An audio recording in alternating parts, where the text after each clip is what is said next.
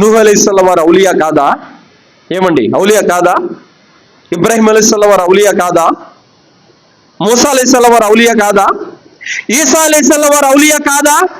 ప్రవక్త ముహమ్మద్ సల్లల్లాహు అలైహి వసల్లం వారు ఔలియా కాదా? సహాబీలందరూ ఔలియాలు కాదా? మరి వీళ్ళలో ఏ ఒక్కరికి కూడా దర్గా లేదే? ఏ ఒక్కరికి కూడా దర్గా లేదు. ఇబ్రాహీం అలైహిస్సలాం వారి దర్గా ఎప్పుడైనా చూసారా మీరు? మూసా అలైహిస్సలాం వారి దర్గా ఎప్పుడైనా చూసారా? ఈసా అలైహిస్సలాం వారి దర్గా కానీ, మూసా అలైహిస్సలాం వారి దర్గా కానీ, సహాబీలలో ఏ ఒక్కరికైనా దర్గా చూసారా? పోనీ అబూబకర్ రదియల్లాహు వారికి కానీ, ఉమర్ రదియల్లాహు వారికి కానీ, ఉస్మాన్ రదియల్లాహు వారికి కానీ, అలీ రదియల్లాహు వారికి కానీ ఎక్కడైనా మీరు దర్గాలు చూసారా? ఏ దేశంలో అయినా సరే. వీళ్ళంతా ఔలియాలు కాదా? మరి ఇక్కడ ఎందుకండి ఔలియాలకు దర్గాలు కడుతున్నారు? సోదరులారా, ప్రవక్త ముహమ్మద్ సల్లల్లాహు అలైహి వసల్లం వారికి తెలియదా ఇబ్రాహీం అలైహిస్సలాం వారు ఔలియా అని? తెలియదా? మరి ఏ రోజైనా ఆయన అల్లాను కాకుండా ఇబ్రాహీం అలైహిస్సలాం వారి వసీలాతో ఎప్పుడైనా వేడుకున్నారా? లేదు. ఎందుకు? ఎందుకంటే మన ప్రవక్త మనకు నేర్పింది అల్లాను వేడుకోమని, ఔలియాలను వేడుకోమని కాదు. కావున సోదరులారా, ఈరోజు చాలా మంది ముస్లింలు మార్గం తప్పుతున్నారు ఔలియాల మీద అతి ప్రేమతో. పోని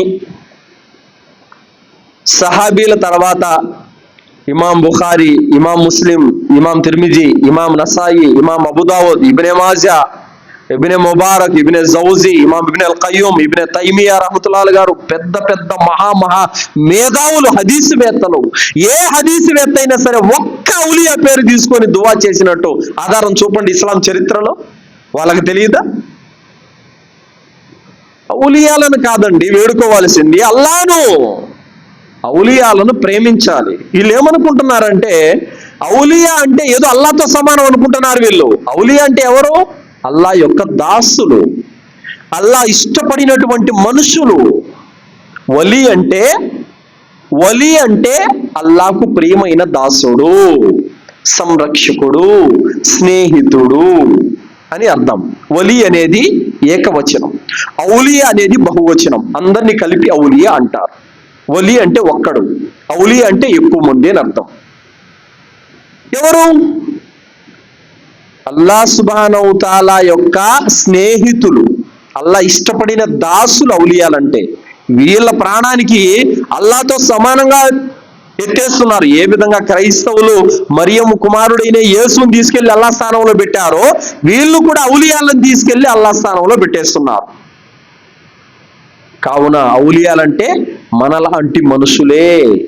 ఎవరు ఔలియాలంటే? వాళ్ళు అల్లాను విశ్వసించిన వారు, షిర్కును వదిలిపెట్టిన వారు, సత్కార్యాలు చేసేవారు, పాపాలకు దూరంగా ఉండేవాళ్ళు, అల్లా ఆరాధనలో కఠోరంగా ఆరాధన చేసేటటువంటి వాళ్ళు ఔలియాలంటే.